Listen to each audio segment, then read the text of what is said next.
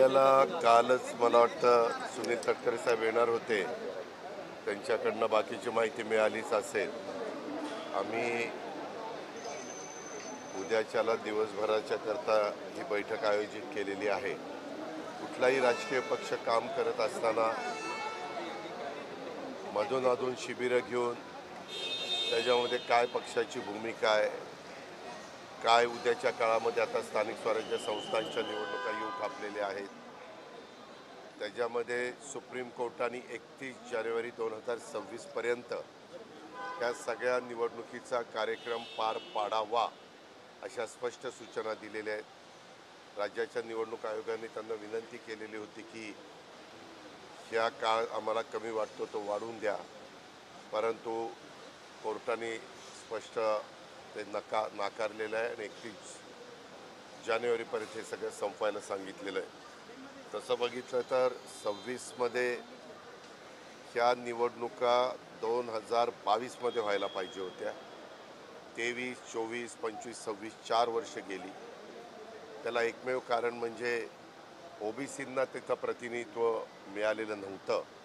SC, ST आणि open कॅटेगरीतल्या पुरुष महिलांना प्रतिनिधित्व मिळत होतं आणि समाजामध्ये ओबीसी वर्ग पण पर्सेंटेजचा विचार करता मोठा आहे आणि म्हणून अनेक राजकीय पक्ष आणि त्यावेळेस सरकार पण उद्धव ठाकरे साहेबांचं सरकार त्यावेळेस होतं, कोर्टामध्ये गेलेलं होतं आणि त्याचे निकाल लागायला त्याच्यानंतर लोकसभा झाली, विधानसभा झाली आणि एवढा काळ त्याच्यामध्ये गेला.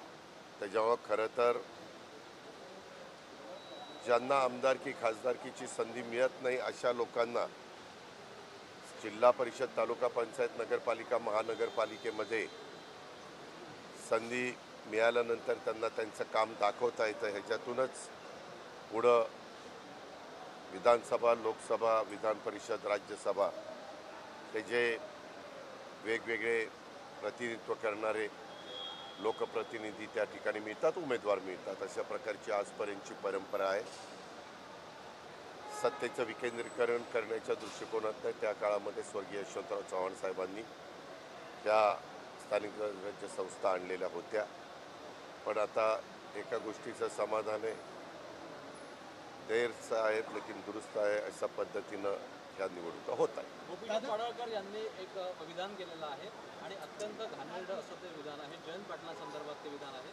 गोपीनाथ पाडळकरसारखे जे नेते मंडळी आहेत की अशा पद्धतीने राजकारणात स्तर खाली झालं होतं, त्या संदर्भात तुमचं काम होतं. राजाराम भाऊ पाटलांसंदर्भात त्या संदर्भात आमचं महायुतीचं सरकार आहे.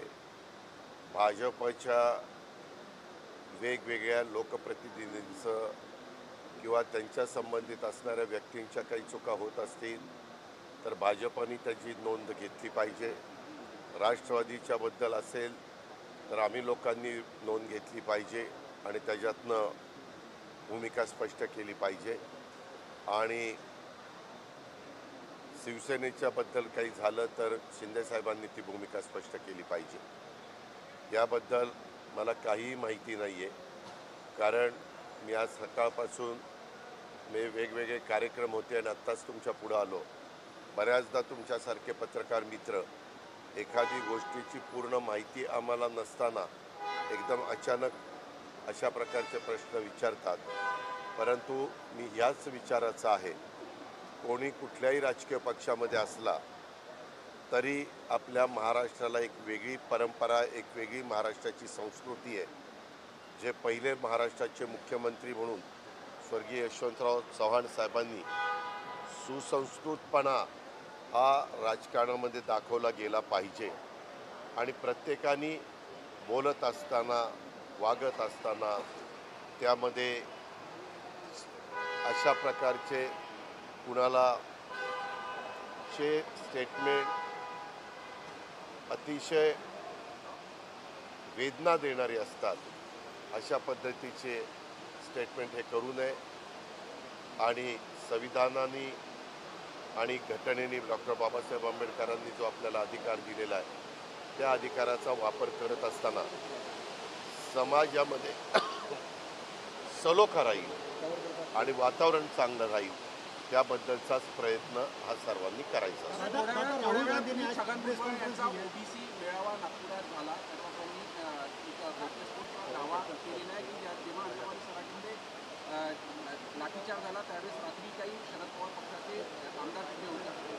मला त्याच्याबद्दलचं माहिती नाही. मी उद्याच्या संध्याकाळी ते आलेत किंवा उद्या आल्यानंतर त्यांना विचारेन, कारण त्यांनीच एकदम गौप्यस्फोट केला तर त्याच्या पाठीमागची काय भूमिका आहे, काय त्यांची अधिकची माहिती आहे ते मी विचारेन. दादा, राहुल गांधी ने प्रेस कॉन्फ्रेंस लिया है. मंत्र्यांना गाड्या घेण्यासाठी 12 लाखापासून 30 लाखापर्यंत मोठ्या दिली.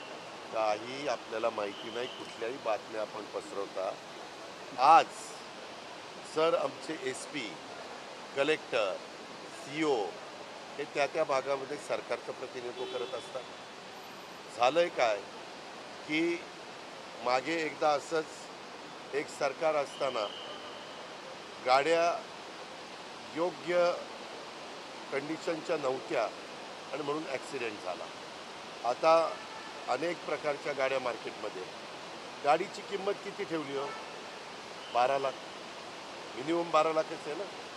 12 लाखात 4 चाकी गाडी आपल्या ग्रामीण भागात चांद्यापासून बांद्यापर्यंत फिरत असताना, दुर्गम भाग असतो, डोंगरी भाग असतो, आदिवासी भाग असतो, तुम्ही बघता अतिवृष्टी होते, कधी पूर येतो, कधी त्या ठिकाणी ती गाडी पण गेली पाहिजे. उद्याच्याला एक अशी गाडी दिली आणि ती गाडी त्या पाण्यातनं किंवा त्या रस्त्याने गेली नाही, काय देऊन काय गाड्या दिल्या, पुन्हा त्याही बाजूने तुम्ही बोलणार. आणि 12 लाख ही किंमत फार विचारपूर्वक आपण दिलेली आहे. साधारण बलेरो म्हणून जी कंपनी आहे म्हणजे महिंद्राची, त्या पद्धतीच्या गाड्या. कारण आम्ही सरकारने जाणीवपूर्वक निर्णय घेतला. महायुतीचं सरकार देवेंद्रजी, एकनाथरावजी, मी आणि आमचे सगळं मंत्रिमंडळ त्या ठिकाणी चालवत असताना विशेषतः रेव्हेन्यू विभाग, महत्त्वाचं म्हणजे आमचा पोलीस विभाग, रेव्हेन्यू विभाग, जिल्हा परिषद या वेगवेगळ्या ठिकाणी म्हणजे तहसीलदार, प्रांत, BDO, आमचे DYSP, आमचे PI, आमचे ॲडिशनल SP, तुमचे CP, त्या सगळ्यांना, कलेक्टर, कमिशनर, सेक्रेटरी, ह्या सगळ्यांना तशा पद्धतीनं आपण काही सूत्र ठरवून दिलेलं आहे. आणि ते 12 लाखापासून माझ्या माहितीप्रमाणे 30 लाखापर्यंत आहे. ही वस्तुस्थिती खरी आहे. राहुल गांधी ने प्रेस कॉन्फ्रेंस ली है जिसमें वोट डिलीट होते हैं उसके बारे में बताया. मुंबईचे प्रमुख अमित साठा. मी आपल्याला एक गोष्ट सांगू इच्छितो की वेगवेगळ्या राजकीय पक्षाच्या नेतृत्वानी किंवा त्यांच्या प्रमुखांनी किंवा त्यांच्या अध्यक्षांनी, त्यांच्या प्रवक्त्यांनी काय भूमिका मांडायची तो त्या पक्षाचा अधिकार आहे ना, का नाही? मग त्यांनी त्यांची भूमिका मांडलेली आहे. सर, राहुल गांधी ने आज प्रेस कॉन्फ्रेंस लिया. उन्होंने आज ये बताया कि वोट कैसे डिलीट किए जाते हैं. इसके पहले उन्होंने ऐड करने का बताया था, आज डिलीट करने का प्रूफ दिया उन्होंने. त्याच्यामध्ये काही अर्थ नाही है. उसमें कुछ भी वो बोल रहे हैं. मैं आपको बताता हूँ कि जब लोकसभा का चुनाव था तब मेरे ख्याल से महाराष्ट्र में 48 सीट्स थे, उसमें से खाली 17 सीट्स महायुति NDA के आए और 31 सीट्स महाविकास आघाड़ी के आए. बराबर है ना? तब वोट का कुछ नहीं हुआ, सब बराबर हुआ. EVM मशीन सब एकदम परफेक्ट थे. हमने भी कुछ वैसा नहीं बताया कि उसमें वोटों का कुछ गलत इस्तेमाल किया है या नाम डाला है या किसी को वहाँ से हटाया है, ऐसा कुछ नहीं कहा. जब वो हार जाते हैं तो ये नया मुद्दा आगे लाते हैं. जब वो जीत जाते हैं, अभी देखो मेरे ख्याल से कर्नाटक में वो जीते, फिर तेलंगाना में वो जीते, फिर हिमाचल प्रदेश, ऐसे कुछ स्टेट में वो जीते. इवन वेस्ट बंगाल में तीसरी दफ़ा शायद ममता बनर्जी भी जीती. आम पार्टी पिछले 2 दफ़ा दिल्ली में जीती, पंजाब में जीती, अभी हार गई. हारने के बाद ये बोलते हैं कि ये ऐसे गड़बड़ हुई, और जीतने के बाद बोलते हैं कि सब ढंग से चल रहा है. ये सब गलत है. वो अपोजिशन लीडर है, उन्होंने क्या स्टेटमेंट निकालना चाहिए, बोलना चाहिए, क्या नहीं बोलना चाहिए, वो उनका अधिकार है. लेकिन मुझे नहीं ऐसा लगता, क्योंकि हमने भी देखा है हमें बहुत बड़ी कीमत पार्लियामेंट के चुनाव में महायुति को, एनडीए को ज़्यादा करके चुकानी पड़ी थी। लेकिन उसके बाद हमने 5 महीने या 6 महीने हमें मिले, उसमें से कुछ अच्छे अच्छे योजनाएं हमने लाई। उसमें लाडली बहना भी थी, उसमें 3 HP, 5 HP, 7.5 HP के इलेक्ट्रिक पंप के लिए बिजली की माफ़ी का योजना हमने लाई थी। और जो संविधान बदलना का जो माहौल उन्होंने फेक नैरेटिव सेट किया था, ये अपने महाविकास आघाड़ी के लोगों ने, वो सेंट्रल में चुनाव के वक्त उनका चला, लेकिन स्टेट के चुनाव में वो बोल नहीं सके कि देखो अभी संविधान के बारे में। वो तो पूरा फेक नैरेटिव, हमेशा कुछ ना कुछ फेक नैरेटिव वो डेवलप करते हैं और फिर लोगों को गुमराह करने की कोशिश उनकी चलती है। उसके बारे में जब चुनाव डिक्लेयर हो जाएंगे तब स्टेट के प्रमुख पार्टी के नेता बैठकर डिसीजन लेंगे। जब हम महाविकास आघाड़ी में काम कर रहे थे तब कांग्रेस और राष्ट्रवादी कांग्रेस ने 15 साल एक साथ काम किया, एक साथ चुनाव लड़े, लेकिन तब डिसीजन होता था तो स्टेट के लेवल पे नहीं होता था। तो हम अधिकार वहाँ के डिस्ट्रिक्ट प्रेसिडेंट को या शहर के जो प्रेसिडेंट रहते हैं, वहाँ के एक्स MLA, सिटिंग MLA, जो प्रमुख कार्यकर्ता, एक्स MP, सिटिंग MP, इनको वो अधिकार देते थे, क्योंकि हर एक डिस्ट्रिक्ट की पॉलिटिकल सिचुएशन अलग अलग रहती है। बम्बई की अलग है, विदर्भ की अलग है, कोंकण, मराठवाड़ा, विदर्भ की अलग है, वेस्टर्न महाराष्ट्र की अलग है। तो उसके बारे में आज तो हमारा यही कहना है कि महायुति सभी जगह रूलिंग पार्टी के हिसाब से आना चाहिए, लेकिन चुनाव डिक्लेयर होने के बाद ही उसके बारे में पता चलेगा, क्योंकि 9 साल के बाद ये चुनाव हो रहे हैं, यानी 26 को होएंगे ना, तो करीबन 9 साल, 17 और 27। तो बहुत से नए लोगों को भी ऐसा लगता है कि हमें टिकट मिलना चाहिए, हमारी महिलाओं को लगता है, सबकी पार्टियों के, और जो बुजुर्ग लीडर है उनको लगता है ये लास्ट मेरी चुनाव लड़ने की चांस है, इसीलिए मुझे मिलना चाहिए, आगे हमें फिर कभी मौका नहीं मिलने वाला, ऐसा अलग अलग सिच्युएशन है। दादा, आपण आता कार्यकर्त्यांच्या मनातलं हेरून काढले की वरिष्ठ कार्यकर्त्यांना काय अपेक्षित आहे. प्रदेशाध्यक्ष तटकरे साहेबांची पण प्रेस कॉन्फरन्स झाली तेव्हा विधानसभेमध्ये खूप जबरदस्त स्ट्राईक रेट होता. 85% सीट विदर्भातले जिंकले. प्रदेशानुरूप वाटप झालं पाहिजे. विदर्भावर विशेष कॉन्सन्ट्रेशन, चिंतन शिबिर होत आहे.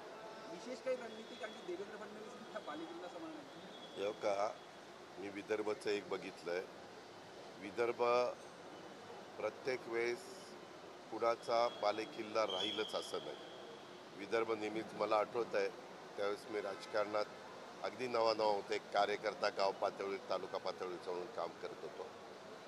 त्यावेळेस काँग्रेस त्या काँग्रेस आयनी उमेदवारी दिली होती आणि त्या काळामध्ये उमेदवारी घेतलेल्यांना वाटलंही नाही की आपण निवडून येऊ, आणि त्यांना फोन करून कलेक्टरनी सांगितलं या सर्टिफिकेट घ्यायला, तुम्ही जिंकून आलेला आहात. त्याच्यावर ह्या विदर्भाने वेगवेगळ्या इलेक्शनच्या काळात वेगवेगळे निकाल दिलेले हा आजपर्यंतचा अनुभव आहे. प्रत्येकजण आपापल्या परीनं काम करताय. आज भारतीय जनता पक्ष देश पातळीवरचा मोठा पक्ष आहे, राज्यातला मोठा पक्ष आहे. त्यांचे प्रमुख नेते देवेंद्र फडणवीस हे स्वतः नागपूर मधलं प्रतिनिधित्व करतात. गडकरी साहेब नागपूरचं प्रतिनिधित्व दिल्लीमध्ये करतात, आणि त्याच्यामुळं त्यांच्याही कार्यकर्त्यांच्या वेगळ्या अपेक्षा आहेत, तशा आमच्याही शिंदे साहेबांच्या शिवसेनेच्या, आमच्या राष्ट्रवादीच्या, आमच्याही कार्यकर्त्यांच्या काही अपेक्षा आहेत. की बाबा इथं आम्हाला पण संधी मिळाली पाहिजे. एकत्र बसून